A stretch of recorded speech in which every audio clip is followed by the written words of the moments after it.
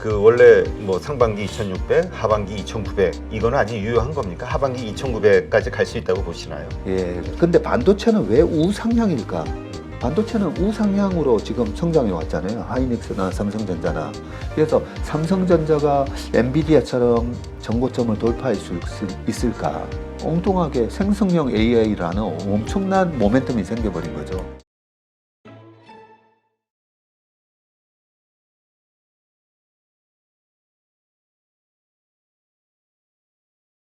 그런데 뭐 반도체가 다시 어떤 원동력이 돼서건 다른 이유에서건 어쨌건 이 강세장이 좀 더 이어진다고 했을 때 네. 6월 달에 또 하나 우리가 좀 불안스럽게 보고 있는 것 중에 하나가 FOMC에서 금리 인상을 어떻게 할 것이냐 이거 가지고도 논란이 많거든요. 네. 그리고 그것으로 인해서 경기 침체가 더 가속화될 것이냐 아니면은 연착륙으로 끝날 것이냐 여기에 대한 논란이 또 아직 있거든요. 네. 이 부분은 어떻게 보세요? 작년에 FMC 때문에 너무 그렇죠. 시달려가지고요. 네. 끝나고 나면 그냥 항상 뭐 우리 조울증 환자 같아. 어떤 그러니까요. FOMC 회의 이후에는 쫙 올라갔다가 네. 그 다음에는 그거 믿고 기대면 쫙 빠지고. 또 빠져버리고. 그래서 어떻게 보면 페드한테 작년에는 우리가 배신당했다. 좀 그런 느낌이 들 정도로. 왜냐하면 그동안의 20년 동안의 페드는 금리를 올릴 때 항상 25bp씩 0.25씩 올렸었지 한 번도 0.5, 0.75로 올린 적이 없었거든요. 그렇죠. 최근 20년 동안에는. 그런데 갑자기 0.25로 3월 달에 시작했다가 50으로 갔다가 75로 가면서 그런 부분 때문에 예측 가능한 영역을 벗어나서 페드가 횡보를 하는 바람에 힘들었고요. 그게 중앙은행은 그 시장에게 예측 가능성을 줘야 된다라는 게 미국의 여러 가지 행동 경제학자들이 얘기했던 부분이라서 그렇게 많이 바뀌었었거든요. 근데 이번에는 완전히 재작년에는 아니야 지금 물가는 일시적인 거니까 걱정 마라고 했다가 그렇죠. 말을 바꿨다가 오히려 금리를 더 혹독하게 올리고 그리고 잭슨홈 미팅 있기 전에는 또 약간 누그러지나 했더니 또 갑자기 뭐 화난 교장 선생님처럼 또 바뀌어버리고 이런 예측 가능성이 떨어지는 모습에서 시장이 굉장히 스트레스를 받았고요. 그래서 한 일부에서는 파월 의장이 어떤 무능을 지적하기도 하고 최악 아니냐 연준 역사상 그런 평가하시는 분들도 있더라고요. 예, 그 예측 가능성을 그 완전히 무시해 버렸다는 게 저는 방금 말씀하신 부분에 있어서 그런 오명을 피하기 힘들 거다라고 생각합니다. 앨런 그린스펀 같은 경우에는 너무 노련했거든요. 너무 노련하게 물가 상승에 위협이 된다라고 느끼는 딱 시점에서 골디락스라고 해서 아직까지는 물가가 안정적입니다라고 했지만 2004년 6월 달부터 미리 올리기 시작했었거든요. 그런 부분도 물론 앨런 그린스펀이 너무 금리를 저금리로 유지시켜서 거품을 뭐 만들었다 이런 비난도 받기 있지만 그래도 예측 가능성을 줬었거든요. 그런 측면에서 제롬 파월이 이번에는 좀 잘못했다라고 생각하고요.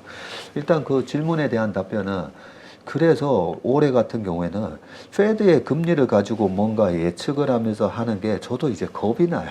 트라우마가 생겨가지고 이제는 페드의 금리 예측 이번에 이제 멈출 겁니다. 작년 9월 달부터 제가 이제 멈출 것 같다라고 생각했다가 다행히 시작이 바닥을 치고 더 이상 빠지지는 않았지만 페드의 금리 정책에 대해서는 철저하게 페드 워치가 정확하더라고요. 그 페드 워치를 믿기로 했고요. 지금 페드 워치가 최근에 다시 올릴 것처럼 하다가 동결하는 가능성이 지금 70%, 80%까지 올라왔습니다. 그리고 제롬 파월 입장에서도 여러 번 말을 바꾼 거에 대한 비난을 받고 있는데 지금은 이제는 올릴 만큼 올렸다라는 뉘앙스를 분명히 줬는데 여기서 또 올리기가 쉽지 않을 거라고 생각합니다. 그런 측면이 다 반영됐기 때문에 이번에 FMC 회의는 그래도 그런 의심이 남아있기 때문에 항상 페드의 FMC 회의 전에는 시장이 약간 떨거든요. 미리 떠는 걸 반영해서 6월 장에 그런 불확실성이 조정의 빌미로 작용하고 그 FMC 이후부터 6월 말부터 7월 달로 넘어가면서부터 시장이 다시 좀 세진다고 보거든요. 그럼 왜 세지는데? 라고 생각하시면 작년에도 잘 생각해 보시면요. 9월달 박살났다가 10월, 11월에는 또 반등이 들어갔어요. 그 반등의 힘은 뭐냐면 기업의 실적 발표였거든요. 기업 실적 발표가 있었던 작년 7월, 8월에도 시장은 강했었어요. 그렇죠. 네. 그래서 기업의 실적이 주가의 함수라는 말처럼 결국 이번 실적이 어떻게 나올 거냐를 반영을 하면서 7월 달에 장이 움직일 건데 최근에 엔비디아가 먼저 보여줬잖아요. 그렇죠. 우려하는 것보다는 이 AI 모멘텀 때문에 실적이 우리 엄청 좋아집니다라고. 뭐 50%를 매출을 목표를 상향을 시켜버렸으니 엄청난 맞습니다. 거죠. 예, 70빌리언을 110빌리언으로 올려버렸으니까요. 그런 모멘텀이 있었기 때문에 다른 빅테크 기업들의 여러 가지 그런 실적 발표를 앞두고도 우리는 이제 본격적으로 어닝이 박살날 거야라고 그렇게 준비를 하고 있는데 엔비디아부터 아니야 우리 실적 좋아라고 이렇게 나올 것 같고요. 특히나 저희는 지금 작년부터 어닝 실적 발표하는 걸 저희는 하나하나 다 체크를 하고 있거든요. 근데 올해 1Q에 나왔던 미국 기업들의 실적을 보면요. 미국 도메스틱 마켓, 미국 시장은 10% 이상 성장을 했습니다. 아, 그래요? 대부분이. 예. 그런데 어닝이 이제 순이익단에서 좀 까진 이유는 해외에서 벌어들인 수익 있잖아요. 넷플릭스가 만약에 우리가 10,000원씩 이제 내고 보면 그 10,000원을 달러로 환산을 해보니까 확 떨어지는 거죠. 그래서 달러 강세 때문에 까먹은 수익이 3에서 4%예요. 그런 걸로 이제 까먹었는데 최근에 달러 인덱스가 이제 114 갔다가 거의 104, 103, 뭐 101까지도 가긴 했지만 그런 흐름이었기 때문에 달러 강세로 인해서 손실 보는 게 조금씩 이제 없어진다라고 보고요. 그런 저런 거 감안하면 또 이번에도 어닝 시즌인 7, 8월 달이 또 강세장이 있을 수가 있고 제가 오늘 이제 오면서 종가가 2,600이 넘은 거예요. 네, 코스피 지수. 예, 근데 제가 지난주에 어떤 방송 가서 사과 방송을 했습니다. 왜냐하면 제가 상반기에 다들 상저하고라고 얘기했을 때 저만 좀 약간 아닙니다. 올해 상반기가 오히려 좋을 거다. 예, 좋을 거다라고 얘기하면서 상반기에 2,600 돌파, 하반기까지는 2,900까지도 갈 수 있을 것 같습니다라고 얘기했는데 제가 5월 말로 착각을 하고요. 아, 죄송합니다. 이번에 상반기에 2,600 돌파 못했습니다라고 했는데 그 정도로 괜히 했네. 그 정도로 정신이 없는 거죠. 네. 상반기면 6월 말인데 그래서 이번에 이제 2,600 돌파가 나오긴 했었지만 그런 흐름이 있을 수가 있었던 게 방금 말씀드렸던 2차 전지부터 전부 다 실적 모멘텀이고 그 약간 중형주 중에도 보면 농심 같은 거 있잖아요. 네. 농심 이런 것도 전부 52주 신고가고요, 지금. 그리고 또 실적 모멘텀이 있었던 엔터테인먼트 아까 말씀하셨는데 그렇죠. 엔터테인먼트 하이브랑 전부 또 52주 신고가예요. 네. 네, 그런 뭐 YG엔터, 뭐 JYP 등등 할 거 없이 그리고 우리나라의 또 실적 모멘텀 지금 수출이 잘 되고 있는 게 피부 미용 기기거든요. 예, 저도 좀 피부 미용 이거 받아야 되는데 받을 시간이 없어가지고 지금 얼굴이 완전히 이제 뭐 노숙자 얼굴이 지금 되고 있는데요. 그래서 피부 미용 기기 전부 52주 신고가예요. 그리고 중국에 보면 그 임플란트. 우리나라 기업들이 전부 또 뭐 그렇죠. 상위권 하고 있잖아요. 그런 기업들도 다 52주 신고가. 이런 걸 보면 지금은 우리가 너무 그동안에 작년에 매크로에 의해서 시장이 억눌러져 있었는데 올해는 수익을 내야 되는 장인데 지금은 매크로나든지 시장에 대한 걱정보다는 철저하게 지금은 어떤 기업이 어닝 실적 모멘텀이 있는지 그거를 네, 지금은 봐야 된다고 생각합니다. 그렇군요. 그러면 지금 그 원래 뭐 상반기 2,600, 하반기 2,900 이거는 아직 유효한 겁니까? 하반기 2,900까지 갈 수 있다고 보시나요? 예, 하반기가 2,900이 가려면 반도체가 가지 않고서는 절대 갈 수가 없잖아요. 그렇죠. 근데 반도체를 보니까 이번에 엔비디아가 보여준 걸 보면서 좀 더 이제 확신을 갖게 됐고요. 그 엔비디아가 생산하는 GPU는 전 세계에서 고사양 GPU 시장의 92%를 차지하는 독보적이잖아요. 그렇기 때문에 독보적인 기업이기 때문에 반도체를 산다면 엔비디아부터 샀어야 되는 거고요. 그렇죠. 예, 저희가 이제 포트폴리오 운용할 때 똑같은 돈을 우선순위로 두고 보면 독과점적인 지위를 가진 회사를 사는 게 좋잖아요. 그렇죠. 그런 측면에서 엔비디아인데 사실 이번에 그 매출 목표 50% 상향하기 전까지는 나 이거 딱 너무 거품 아니야? 많이 오른 거 아니야? 이런 예. 생각이 대부분이었죠. 대부분이었죠. 특히나 320불 갔다가 130불까지 빠졌는데 이 주식이 200불, 250불 올라오면 팔고 싶잖아요. 그렇죠. 바닥에서 100% 올랐는데 그런데도 저희도 뭐 똑같은 생각으로 사람 심리가 이거 팔아야 되는 거 아닌가 생각을 왜 안 했겠습니까? 왜 안 했겠 생각을 해봤는데 제가 계속 드리는 말씀이 그동안에 대체 불가하는 제품을 생산하는 명품 기업은 전고점을 돌파한다 했잖아요. 그렇죠. 다음 모멘텀이 오면. 그러면 야, 엔비디아가 과연 320불 돌파할 수 있을까? 그게 저는 올해 돌파가 아니라 연말에서 내년 상반기 돌파할 수 있을까 했는데 돌파해 버렸잖아요. 그래서 대체 불가한 제품을 생산하는 이 명품 기업은 전고점을 돌파한다는 믿음을 갖고 이제 투자를 하는 게 맞는 것 같고요. 그런 측면에서 그러면 메모리는 다행히 트럼프 때부터 바이든까지 지금 계속 중국의 진입을 막아줬잖아요. 네. 그렇죠. 중국의 진입을 막아줬기 때문에 삼성전자가 딱 감산을 해버리니까 그냥 주가가 튀어버리잖아요. 그렇죠. 네. 왜냐하면 과점화돼 있는 시장에서 수요는 어차피 일정하게 올라가는데 거기서 생산이 너무 이제 오버 생산이 될 때 그런 문제가 발생하는데 이번에는 좀 다르긴 했습니다. 핸드폰이 14억, 15억대 팔릴 거다라고 생각하고 생산을 했더니 작년에 12억 8천 대밖에 안 팔린 거예요. 그러면서 수요가 생각만큼 못 따라와서 반도체가 공급이 재고가 많아졌는데 그런 부분들이 감산으로 인해서 그런 재고 관리를 지금 들어갔고 거기다가 AI라는 새로운 생성형 AI라는 모멘텀이 생겨서 이 부분을 약간만 좀 굉장히 중요하기 때문에 제가 말씀을 드려야 될 것 같은데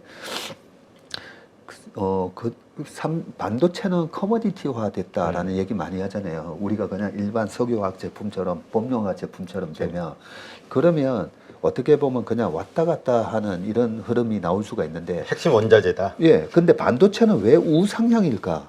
반도체는 우상향으로 지금 성장해 왔잖아요. 하이닉스나 삼성전자나. 그 왜 우상향이냐면 PC에서부터 핸드폰으로 갔다가 데이터 센터로 갔다가 새로운 시장이 계속 생겨줘서 그런 겁니다. 그렇죠. 예. 근데 핸드폰 시장이 생기면서 PC가 완전히 죽어버려서 뭐 모르겠는데 노트북에도 들어가고 다 들어가잖아요. 그렇죠. 그게 마켓이 계속 하나 더 생기기 때문에 우상향하는 거거든요. 그래서 삼성전자가 엔비디아처럼 전고점을 돌파할 수 있을까? 여기에 핵심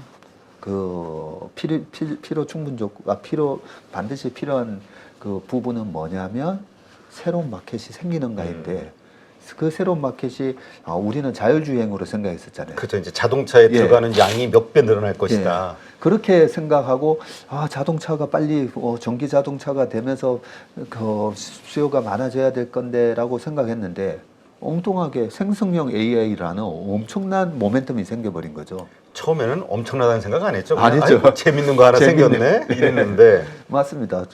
재밌네 하고 뭐 같이 해봤었는데 지금 빅테크 기업들은 완전 생존 문제가 되어버렸잖아요. 그렇죠. 생존이에요, 이게. PC에서 모바일로 넘어갈 때 마이크로소프트가 그 모바일 못 넘어가면서 잃어버린 15년이 있었던 거거든요. 그게 정말 지금은 생존으로 이 AI 개발에 뭐 미국의 빅테크뿐만 아니라 우리나라의 네이버, 카카오 다 그렇죠. 마찬가지잖아요. 그런 모멘텀이 생겼기 때문에 엄청난 AI 지금 마켓이 시작된 거거든요. 그렇다면 반도체는 그냥 갖고 있으면 돼요. 전고점 돌파할 때까지. 그런 측면으로 목표 가격을 설정을 해야 되는데 제가 그동안에 우리나라 600만 명이 삼성전자 이제 주주가 되셨잖아요. 네, 어떤 분들 작년에도 보면 전문이 저 6만 7천 원까지 물타기 해가지고 이제 단가 낮춰놨는데 6만 7천 원만 되면 뒤도 안 돌아보고 다 판다라고 해서 제가 절대 그러시면 안 된다고. 네, 그렇게 고생했는데 수익 내고 파셔야지, 수익 많이 내고 파셔야지, 절대 그러시면 안 된다 했는데 그 말 지키고 계신지 모르겠지만 아직 남아 계시는 많은 주주분들이 계시기 때문에 이번에 많이 먹고 나오셔야 돼요. 예, 아까 제가 말씀드렸잖아요. 우리가 다 매매하고 투자하는 스타일이 다르기 때문에 어떤 분들은 성장주를 먹으면 되고 어떤 분들은 이렇게 사이클 기업, 세계 1등 기업 사이클 기업에서도 수익을 얼마든지 50%, 70%, 100%낼 수가 있습니다.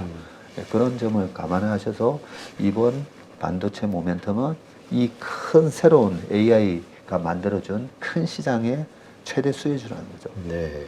근데 진짜 요즘 그 삼성전자나 SK 하이닉스의 수급 현황을 보면은 개인들이 무지하게 팔아제끼고 그거를 외국인이 전부 담고 있어요. 네. 그래서 만약에 이제 정말 그런 우리 정고점을 돌파할 수 있을 정도의 어떤 슈팅이 나온다고 했을 때는 역시 외국인이 또 돈을 버는 거 아닐까 이런 생각이 들기도 합니다.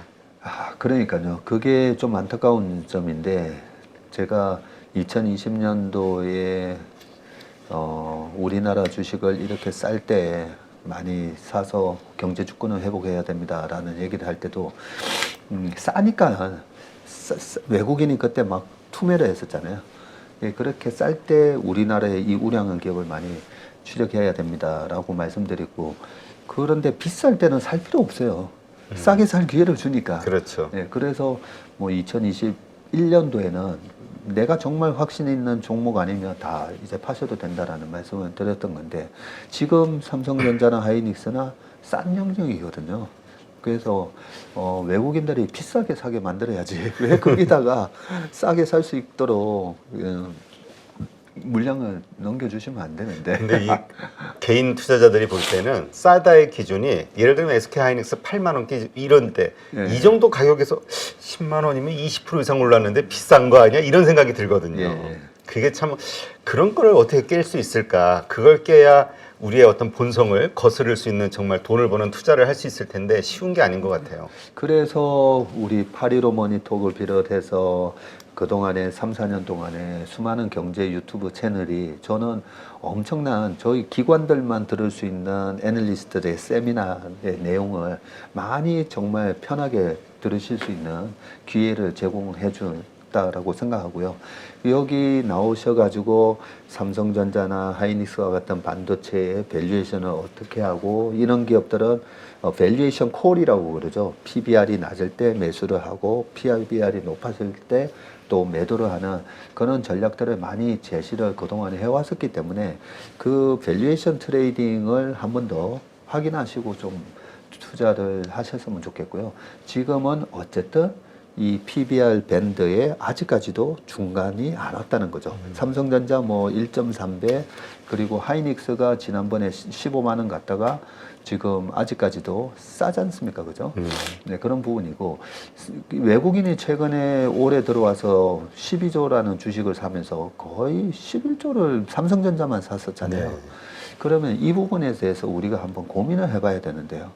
외국인이 왜 이렇게 삼성전자를 많이 샀을까라는 부분이 아까 말씀드렸던 이 엄청난 큰 시장이 지금 도래한다는 거죠. 저는 외국인의 매매 동향을 그동안에 오랫동안 지켜봤기 때문에 이 헤지 펀드들이 단기적으로 걔네들이 1, 2년을 보고 들어올 때는 이렇게 사지는 않아요. 이렇게 사지는 않았는데 유독 삼성전자만 골라서 이렇게 사는 모습을 보면 이것은 뭔가 있다라는 거죠. 그게 5년, 6년 전에 캐피탈이라는 외국인 큰 자금이 삼성 SDI를 5% 이상 매수를 할 때도 네. 그때도 똑같은 얘기를 했거든요. 얘네들이 과거에 삼성전자를 대량 사는 것처럼 이번에는 2차 전지 시장을 크게 보고 쟤네들은 큰 그림 10년을 보고 아마 들어오는 것 같다라는 얘기를 했었기 때문에 이번에 삼성전자를 외국인이 저렇게 공격적으로 사는 게 걔네들 입장에서는 지금 환율도 1,300원이잖아요. 그렇죠. 네, 그렇다면 이 외국인 입장에서는 1달러로 우리나라 기업 주식을 1,300원어치나 살 수가 있는 거예요. 예전이면 1,100원어치밖에 못 그렇죠. 사는데. 그래서 저는 이제 차트를 볼 때 달러 표시로 전환을 해서 보거든요. 그러니까 달러 표시로 지금 전환을 해서 보잖아요. 그러면 우리나라 지수가 어느 수준이냐면요. 아직까지 2,300이에요. 싸다. 네, 2,600이 왔는데 달러 지수로 딱 전환해서 보시면 2019년도 말에 코로나 직전에 떨어지기 전에 우리나라 지수가 2277 정도였는데 그때랑 비슷합니다. 외국인 입장에서는 아직까지 싼 거죠. 원화 가치가 지금 싸게 거래되기 때문에. 그렇다면 이번에 그 삼성전자나 하이닉스를 들고 있는 반도체주를 들고 있는 분들의 입장에서는 정고점을 돌파할 수 있다. 삼성전자는 9만 원대 이상 갈 수 있고 SK 하이닉스는 15만 원 이상 갈 수 있다라는 어떤 확신을 갖고 있어도 되는 건가요? 예, 그런 확신을 갖고 하는 게 맞는 것 같고요. 이 뭐 예전에 재작년에 메타버스 뭐 이런 거 있었잖아요. 네. 저는 솔직히 관심도 없었거든요. 메타버스 세상 아니 그렇게 해서 수익이 소위 말해서 모니타이제이션이라고 하는 언제 수익이 나는데 근데 제가 그런 말씀 많이 들었잖아요. 3년 안에 수익화 시킬 수 있는 그 그림이 저는 안 그려지면 안 산다고요. 그때 뭐 플레이 투 원 하면서 뭐 NFT의 수혜주 뭐 이런 것들 많았었지만 저는 정말 관심도 없었어요. 왜냐하면 그래서 어떻게 수익을 내지? 그런 기업들이 미국에서부터 보면 다 뭐 7, 80%씩 이제 빠졌지 않습니까? 그렇죠.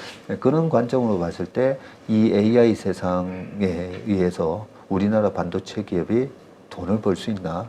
라고 보면 지금 하이닉스는 여전히 올해 안에 흑자가 날까 그 기대를 못할 정도로 하이닉스 적자가 되게 크거든요. 근데 하이닉스 주가가 올라가는 이유가 뭡니까?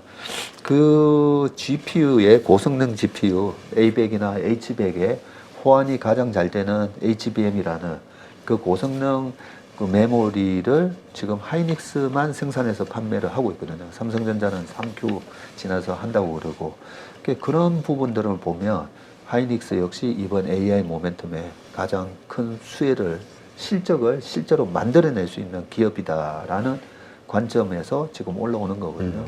그래서 뭐 전고점을 저는 돌파할 거다라고 생각하지만 일단은 최대한 이번 실적이 내년 2Q 정도 되면 실적이 많이 나올 것 같거든요. 네. 그때 가서 판단하셔도 될 것 같아요. 그때까지 그러니까 쉽게 팔지 말고 흔들림은 있어도 한번 좀 참아보자. 예, 그래서 내년 5월달에 세린메이 하자. 아, 그 메시지가 심플한데요? 네. 내년 세린메이. 예. 알겠습니다. 한번 참고하시기 바랍니다.